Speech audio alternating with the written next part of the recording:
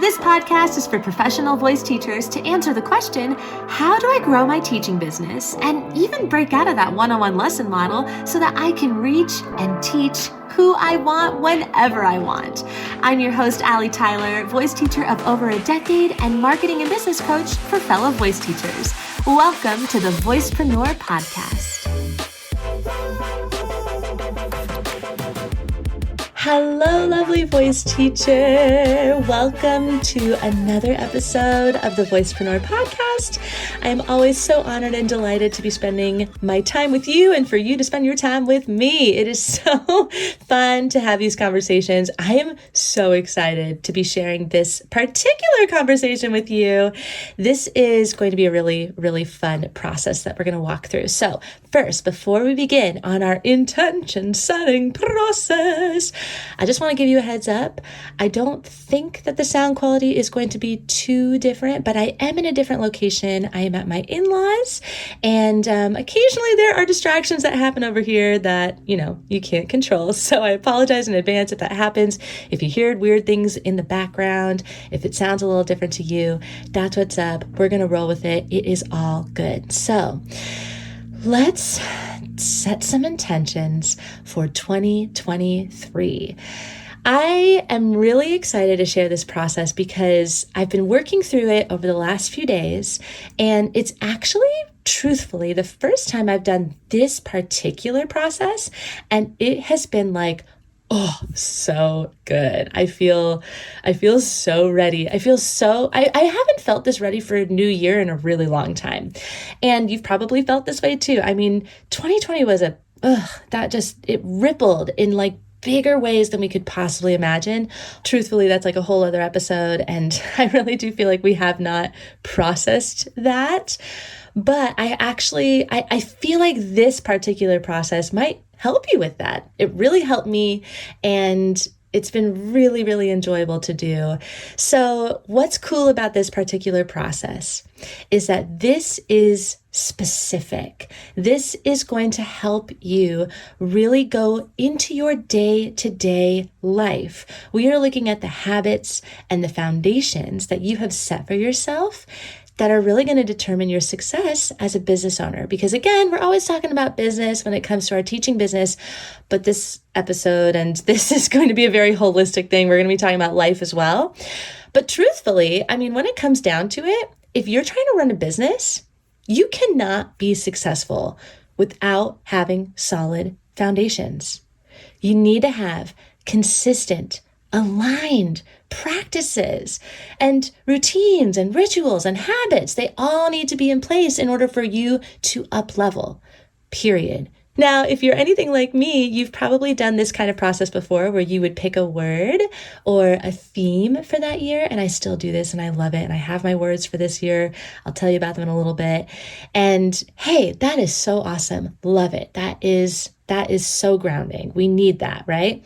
Maybe you have even done something like where you've picked a mantra or an affirmation. Maybe you've set resolutions for yourself. Whatever it is, that's awesome.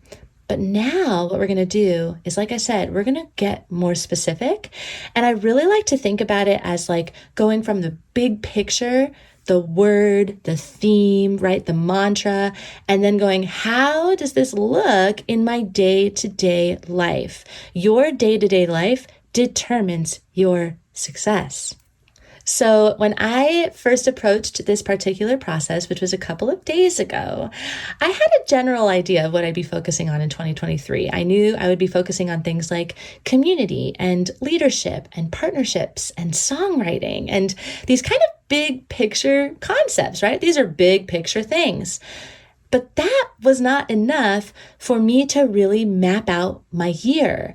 I really wanted to start my first day of work in January of 2023, knowing exactly what I would be doing that day, that week, that month, and that season as it relates to what I truly desire. So wouldn't that feel really good, right? We want to always feel really clear in the actions that we are taking and know that we are taking it for a purpose and for a good cause. So that is the goal, right?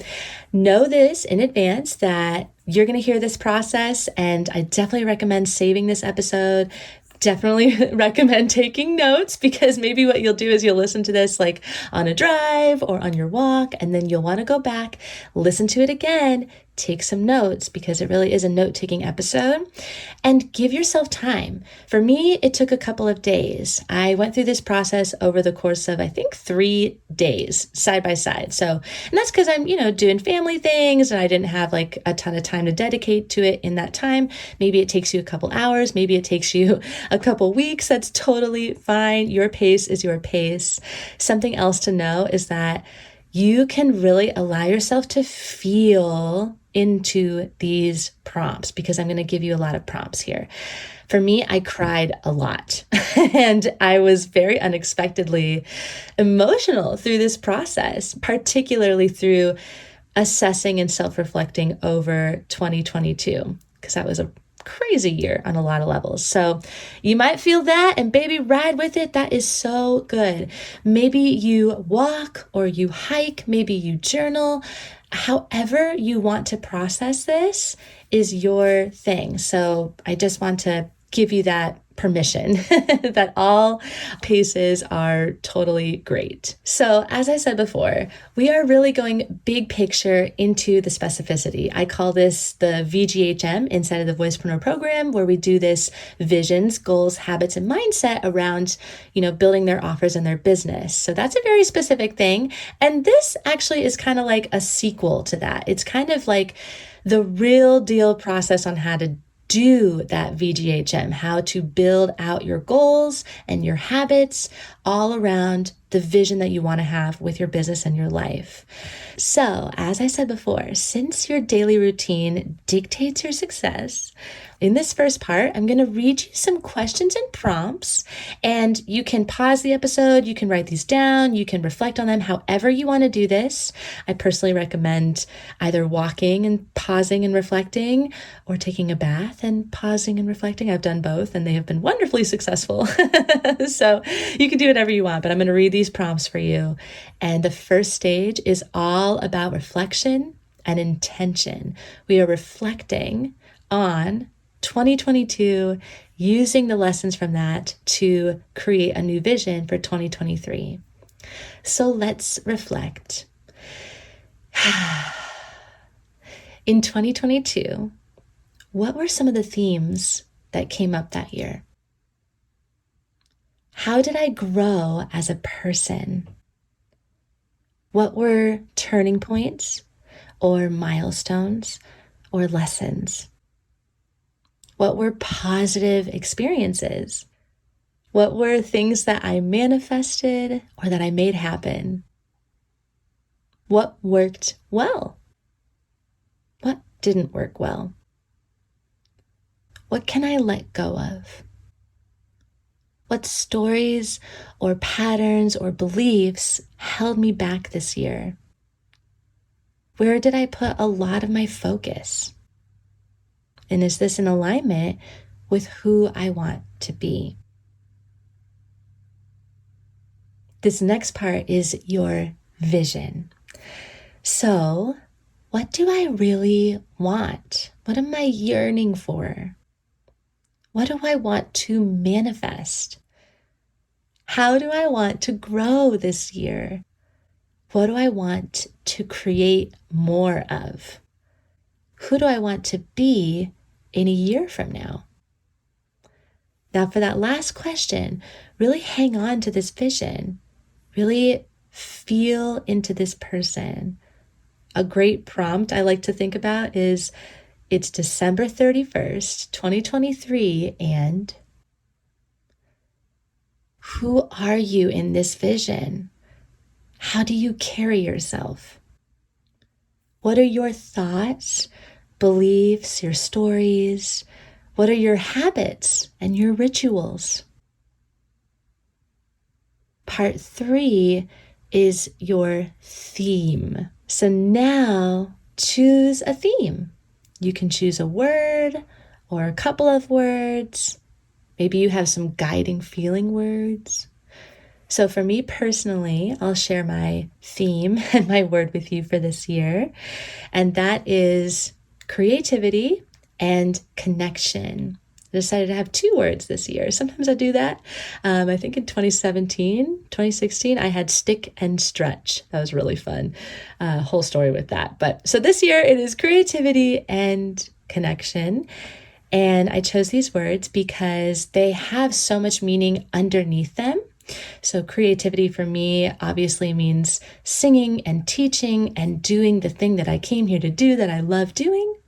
And then connection really has to do with self-connection, body connection, connection with my son, connection with my husband, connection with my friends and family, connecting, coming back to connection. So these are some of my words, and something that I find really helpful is actually doing that process that we just went through of reflecting and creating a vision, and then allowing those answers to reveal a theme.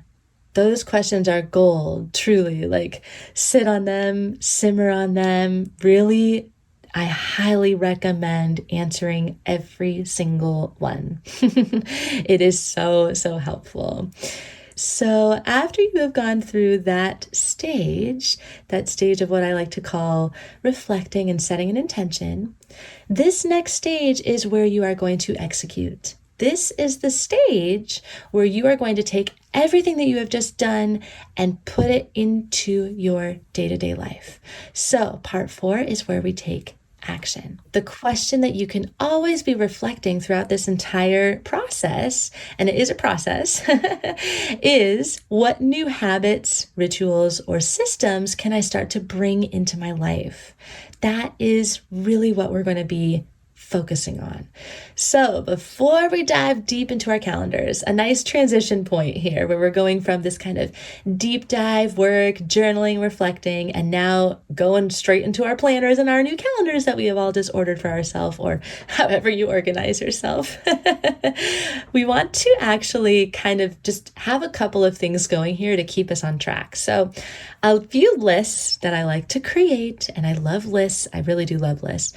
First list is your bliss list, and your bliss list is literally just a list of all the things that bring you joy. It can be big, it can be small, but it is the things that no matter what, fill your soul up. So it could be a particular musical artist, or maybe it's sunrises or sunsets. Maybe it's coffee. Maybe it's chai lattes. Maybe it's going to your favorite cafe. Maybe it's, walking outdoors. You just literally write an entire list of all of the things that bring you bliss. It's your bliss list. I love having my bliss list, and especially like where I can see it.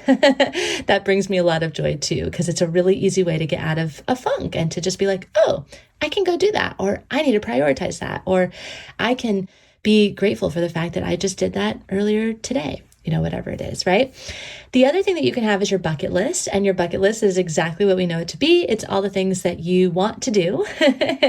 And then another list you can have are the list of your passions and your loves, the actual activities that bring you joy. Maybe they are skill-based, like voice teaching or singing. Maybe it's dancing. Maybe it's learning, whatever it is, write that in a list form. It's so nice to just remind yourself that, oh yeah, these are the things that I love doing and that are really important that I prioritize in my life.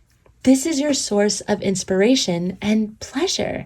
I really recommend doing these lists. And also, I'm going to throw in another list here that I do think helps with inspiration and pleasure in kind of an inadvertent way, which is your to-do list. And I know that sounds heavy, but it's actually meant to feel really light. It's meant to bring you joy in that you're getting it on paper.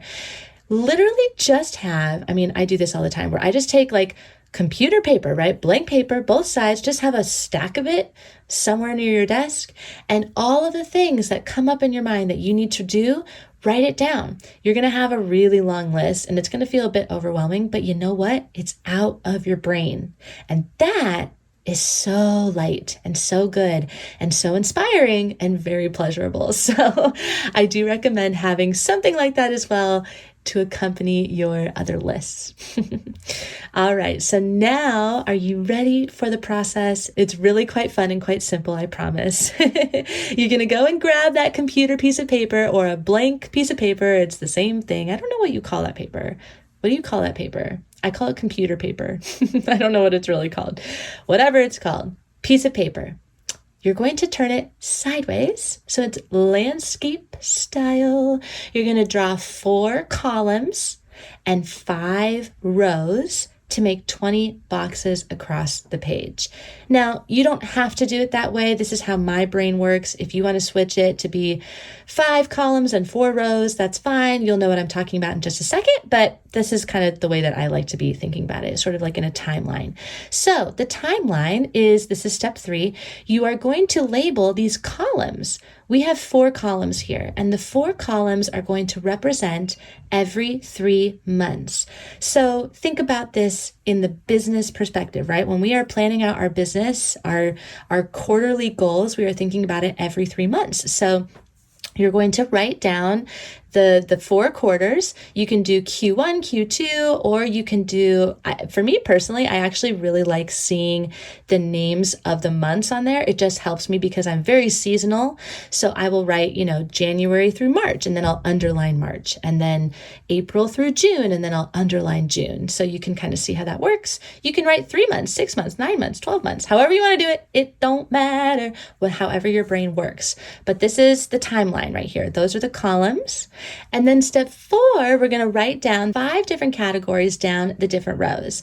The categories that I like to play around with that I really think encompass kind of a holistic look at our whole life here and all of the things that we want to be really prioritizing in our day-to-day life, because let's be real, life is not all about business, right? We want to make sure that we are prioritizing time for all of the different things that matter to us in our business and our life. So let's break that down into 5 different categories. Those 5 categories are, number 1, self-care. Number 2, relationships. Number 3, personal growth or personal development. Number 4, your resources. What I like to think about for resources is specifically time and money, because those are the 2 resources that we have in life, are time and money. And then number 5 is vocation. And vocation can mean a lot of things for a lot of people, but for me, I wrote down career and community. So however you want to think about it is great. So these are our 5 different categories. And again, these are going down the different rows. Your teaching business specifically is probably going to fall under the categories of resources and vocation. But as I said before, everything works together holistically. Just keep that in mind. So now on to step 5. In each of the boxes, you're going to be writing down 1 to 2 goals for where you want to be in each of those quarters, right? So now you want to be thinking about, okay, it's March. What do I want to be accomplishing or feeling or experiencing in particularly the category of self-care, or in particularly the category of my vocation, my career? It's so illuminating to see, first of all, where you prioritize a lot of your time, but also where you can actually measure these types of things. So I'll give you an example of this. Something that I was doing in my life when I was looking at self-care was I really want to run again.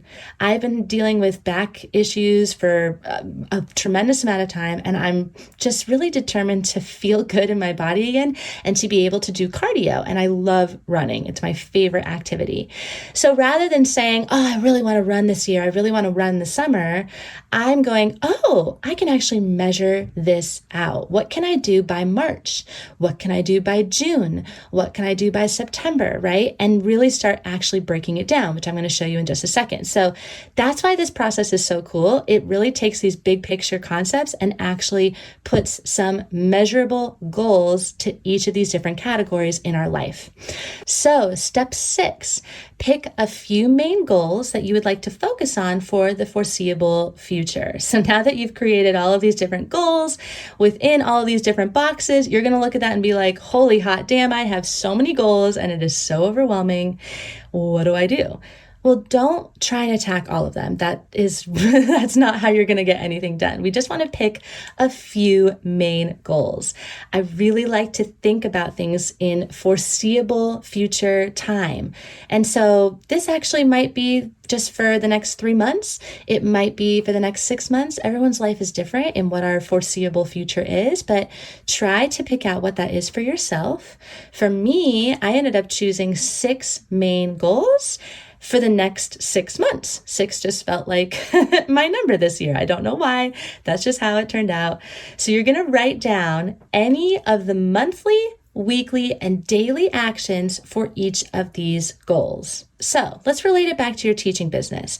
Let's say that one of your goals is to finish a new offer that you want to sell, right? You can actually break down what progress looks like for yourself.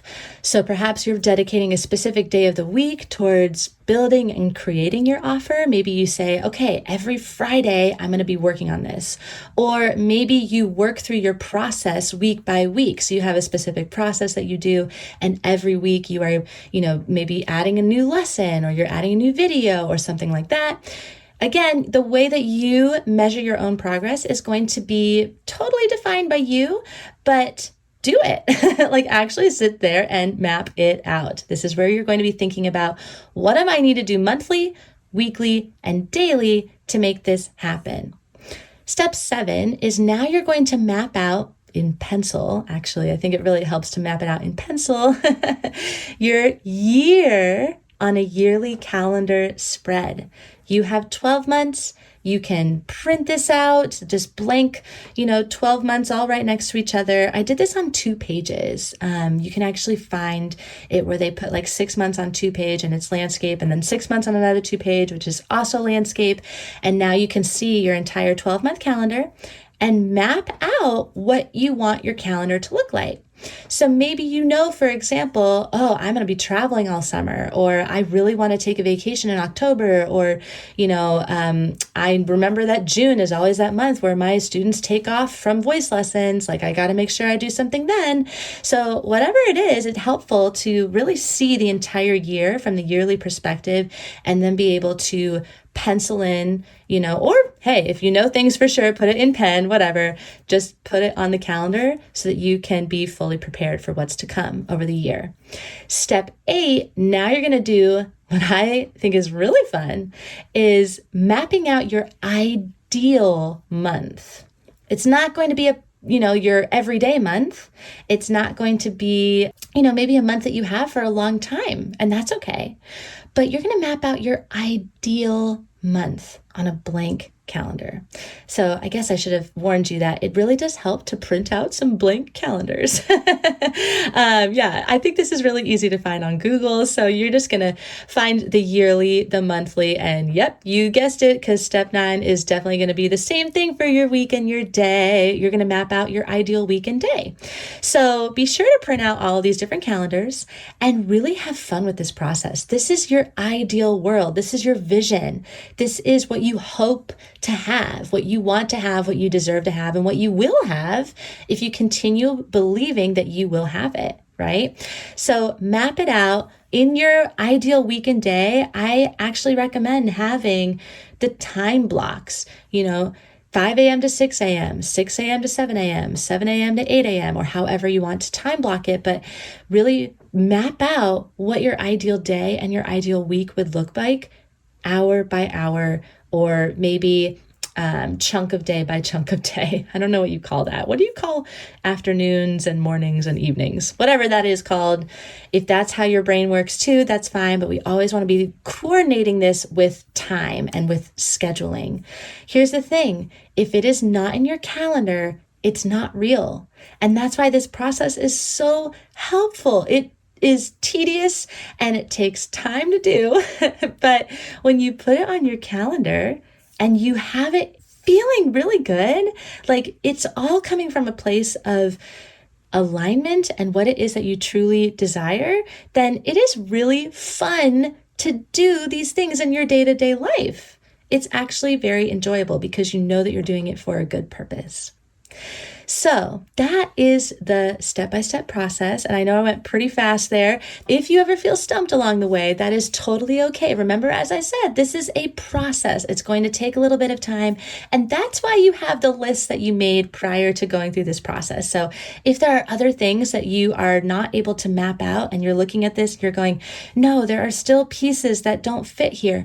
Go and look at your to-do list or go and look at your bliss list, right? Go and look at the lists that you can refer to make sure that everything fits in coordination with what it is that you really want your year to look like. I know that was a hefty process, and I really appreciate you being along the journey with me. It is not always an easy thing to do things like this, but let me tell you, it is one of those things that when you do it now, it is going to set you up for success. It really is. No more floundering this year. There is no reason that you need to look at your calendar and go, oh my God, I have so much going on. I don't know what to do. I want to grow, but I have no idea how. You can do this. You just have to sit down and create systems and foundations first. And this is really the process to doing that, or it's the process I enjoy to do that. Maybe you do this and you're like, this totally sucks and I hate this. And that is okay too. You want to take what you want and leave what you don't. It's okay. But all I'm saying is it's really important that you just sit down and do the work now to set yourself up for success later. Thank you so much for listening to this episode. I hope that you are having a lovely, spacious, restful season. We're going to be taking a break for the new year, and we will be back with new episodes on January 12th in 2023. We're all going to be reveling in transitioning into hopefully a better year. I mean, 2022 is a pretty good year, but 2023 is going to be even better. If you've enjoyed these episodes, I truly appreciate it if you would rate and review it over on iTunes. And hey, if you want to come join our community, check out the show notes where all of the links are included so you can be a part of this journey with us. I look forward to catching you in the new year, and I hope that you have a beautiful rest of your holiday. Take care.